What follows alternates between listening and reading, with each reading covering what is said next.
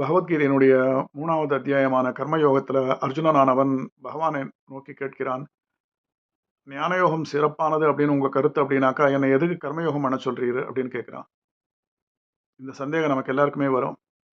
பகவான் 2வது அத்தியாயத்துல ஞானயோகத்தை அத்தனை விரிவா சொன்னவன், அப்புறம் அர்ஜுனனை கர்மயோகம் பண்ணு அப்படின்னு ஏன் சொல்றான் அப்படின்னு.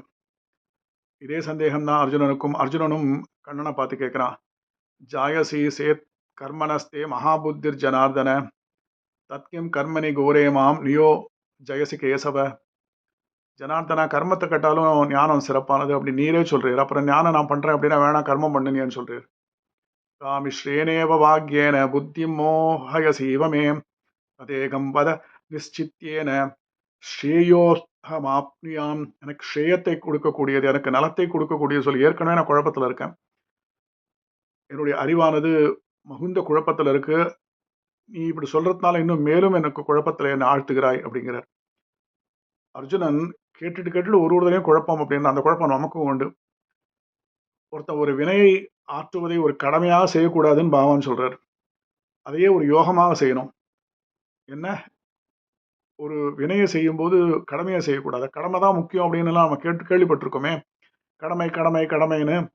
அந்த கடமையை எப்படி யோகமா செய்யறது அப்படின்னா, விருப்பு வெறுப்பு இல்லாம பயன் கருதாம செஞ்சா அது யோகமாயிடும். பகவான் உவாச்ச லோகேஸ்மின் விவிதா நிஷ்டா புரோ புரோக்தா மயானக ஞான யோகேன சங்கியானாம் கர்மயோகேன யோகினாம்.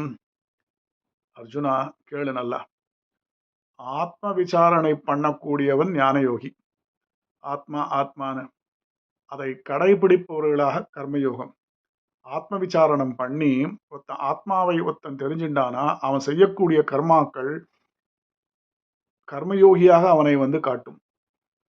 ஒருத்தன் ஆத்ம விசாரணை பண்ணி தான் ஆத்மான்னு தெரிஞ்சுட்டான் அப்படின்னாக்கா அவன் ஒரு செயலை ஆற்றும் போது பற்றுதல் இருக்காது, அதன் பயனை எதிர்பார்க்க மாட்டான். எவ்வளவு ஒரு அருமையான ஒரு கருத்தை சொல்றார். ரெண்டு தனித்தனி வழின்னு நினைச்சுக்காத. உன்னுடைய வழி எப்படி, முதல்ல நீ ஞான யோகத்தை பண்ணணும்னு நினைக்கிறியா, ஆத்ம விசாரணை பண்ண. ஆனா அது உன்னால முடியாது. ஏன்னா அதுக்கு நிறைய ஞானம் வேண்டும். மனசை அடக்கணும், இந்திரியங்களை அடக்கணும். இந்திரியங்களை அடக்கி மனசுல இதே கமலத்தில் இருக்க பகவானை நினைத்து கொண்டு எப்போதும் அதே சிந்தனையோடு அந்த ஆத்மாவை, அந்த ஆத்மஸ்வரூபத்தை தெரிஞ்சுக்கலாம். இன்னொரு வழி இருக்கு கர்மயோகம். அது எப்படின்னா, ஒரு கர்மத்தை பண்ணும்போது அந்த கர்மத்தில் பயன் இல்லாமலும் அந்த கர்மத்தில் பற்றுதல் இல்லாமலும் ஒரு கர்மத்தை பண்ணும்போது அதே ஞான யோகத்தினால ஒருத்தன் என்ன கர்மத்தை பண்ணுவானோ அந்த கர்மத்தை இப்படியே பண்ணலாம் டைரக்டா. மனதை அடக்கிறது, புலன்களை அடக்கிறது உன்னால முடியாது.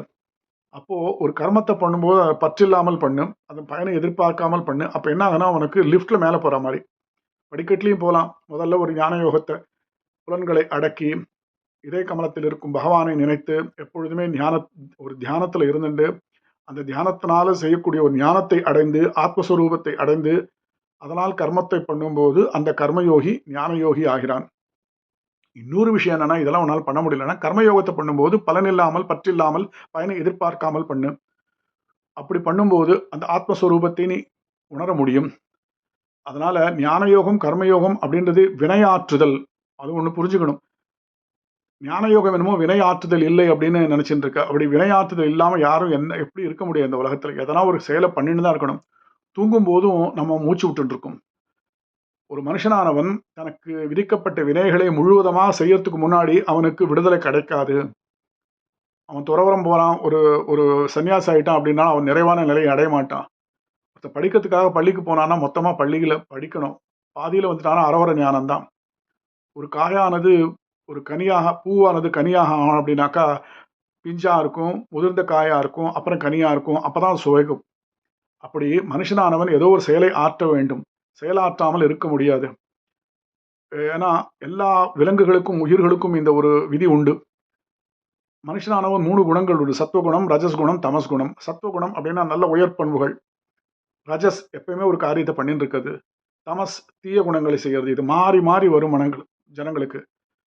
அதனால இந்த வினையாற்றுவது அப்படின்றது மனுஷனால விட முடியாது. தூங்கும் போது கூட மூச்சு விடுறான், அதுவும் ஒரு வினைதான். அப்படி இருக்க பட்சத்துல ஒரு மனுஷனானவன் புலன்களை அடக்கினாலும் அந்த புலன்களால் பெறப்படும் இன்பங்களை மனசால அசைப்படுவான். அந்த அறிவற்ற ஒருவன் பொய்யான ஒழுக்கத்தை உடையவன். எப்படின்னா ஒருத்தன் உட்காந்துடுறான், புலன்களை அடக்கிறேன் அப்படின்னு சொன்னா புலன்களை அடக்கிறான்னு வச்சுக்கோ. அப்படியே அடக்கினாலும் மனசை அவனால் அடக்க முடியாது. எதையாவது நினைச்சுட்டு இருக்கும். அது இயல்பு. கற்பனைக்குரிய எட்டாத விஷயங்களை வந்து அசைபோடும். அத்தைய மனசு கொண்டவர்கள் தங்கள் ஐம்புலன்களை மட்டும் அடக்கிறேன் அப்படின்னு சொல்லிட்டு செயலாற்றாமல் மனசை வந்து செயலாற்ற விட்டது வந்து ஒரு பெரிய தப்பு அது. ஒரு அசிங்கம் கையில பட்டுது அப்படின்னாக்கா அதை கை கழுவிக்கலாம். ஆனா மனம் அசிங்கமானா அதனால் விளைவும் செயல்களும் அசிங்கப்படும். மனசை அடக்காம ஐம்பொறிகளை அடக்குபவன் பொய் வாழ்க்கை வாழ்கிறான். அதுபோல அறியாமையால் இருந்து கொண்டு தனக்கு விதிக்கப்பட்ட கர்மங்களை வினைகளை ஆற்றுவதிலிருந்து ஒருத்தன் தவறுவானால் அவன் ஒரு போலி வாழ்க்கை வாழ்கிறான். இது ஒரு அருமையான ஒரு கருத்து பகவான் சொல்றது கர்மயோகத்துல. ஞான யோகம் அப்படின்றது வந்து இந்த காலகட்டத்தில் எல்லாராலையும் பண்ண முடியாது. கர்மயோகத்தை பண்ணும்போது ஞான யோகத்தினால ஒருத்தன் அந்த கர்மாவை எப்படி பண்ணுவானோ அதே மாதிரி ஒருத்தன் கர்மயோகத்தை பண்ண முடியும். எப்படின்னா பற்றில்லாமலும் அதுல வந்து பயனை எதிர்பார்க்காமலும் அந்த பயன்களை பகவானுக்கு சமர்ப்பிக்கிறோம் அப்படின்ற ஒரு மன நோக்கத்தோடு ஒரு கர்மயோகத்தை பண்ணணும் அப்படின்றது பகவான் அர்ஜுனனுக்கு விதிக்கிறான்.